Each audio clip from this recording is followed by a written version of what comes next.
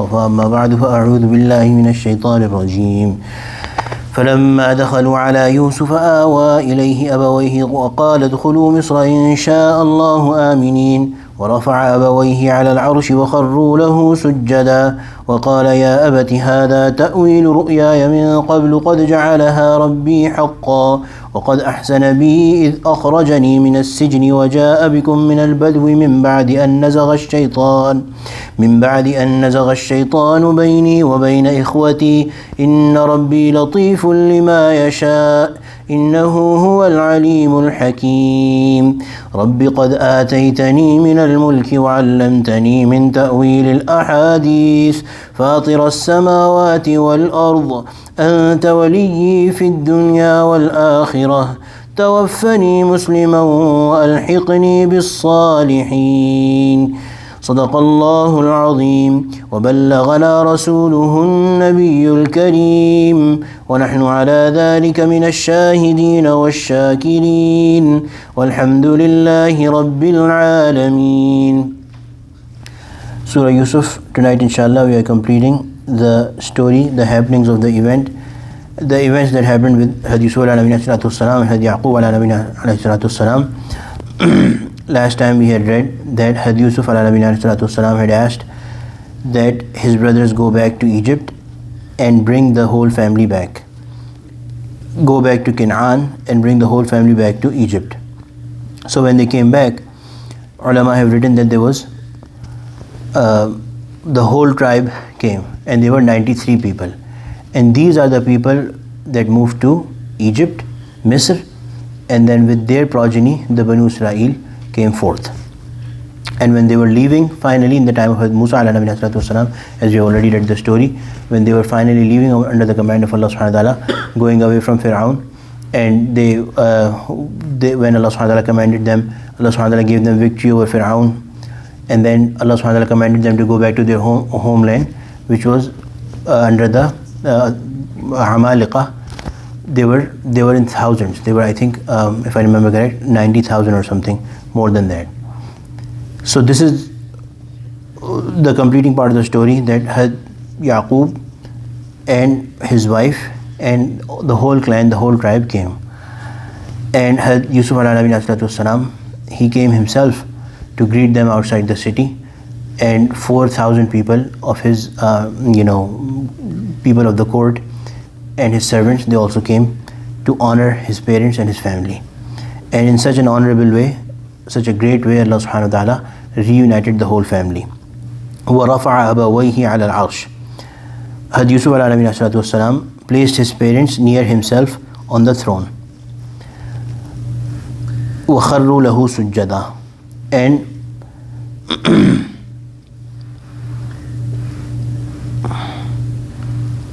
فلما دخلوا على يوسف آوى إليه أبويه وقال ادخلوا مصر إن شاء الله آمنين. When they came to Yusuf, Had Yusuf ala nabiyina salatu wasalam, آوى إليه أبويه, kept his parents near himself. وقال, and said, ادخلوا مصر إن شاء الله آمنين, enter Egypt, God willing, in peace. So this was the command that established Banu Israel in Egypt, in the valley of Nile. وَرَفَعَ أَبَوَيْهِ عَلَى الْعَرْشِ. And he raised his parents upon the throne. وَخَرُّوا لَهُ سُجَّدًا. And they all fell before him in sajda.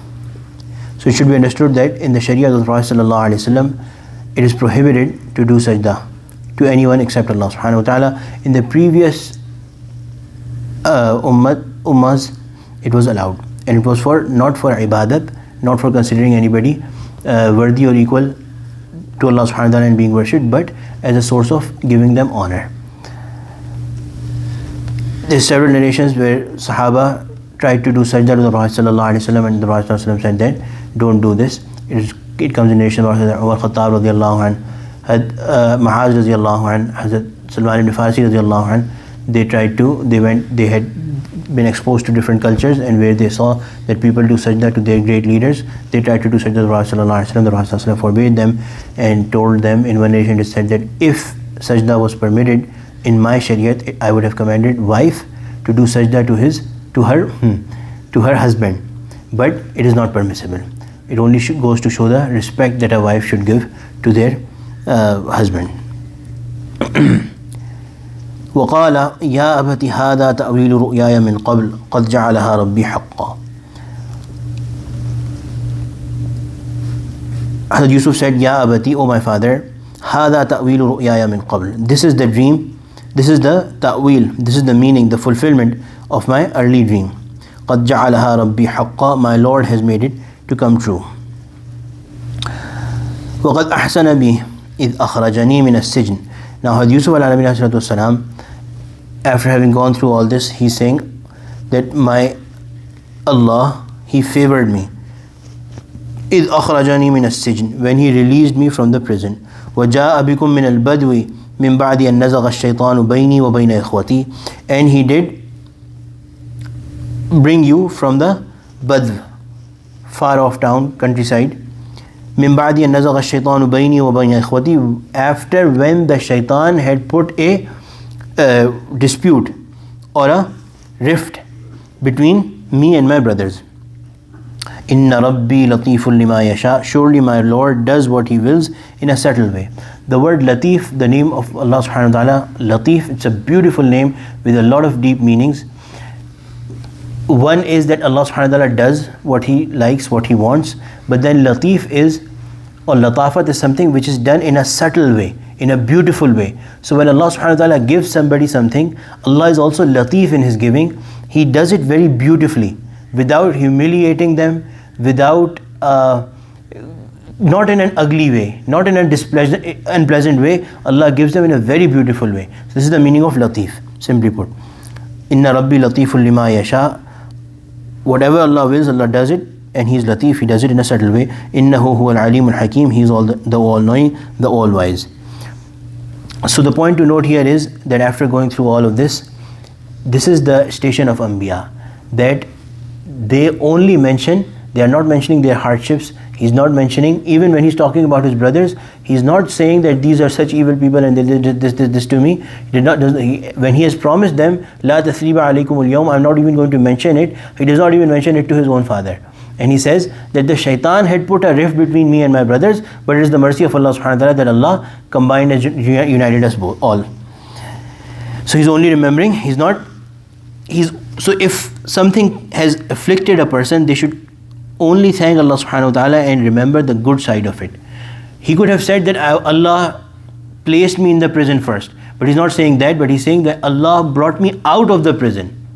He's mentioning the good side of it. And this is the respect that we should give to our parents, to our teachers, to everyone that we respect, and to Allah subhanahu wa ta'ala, of course.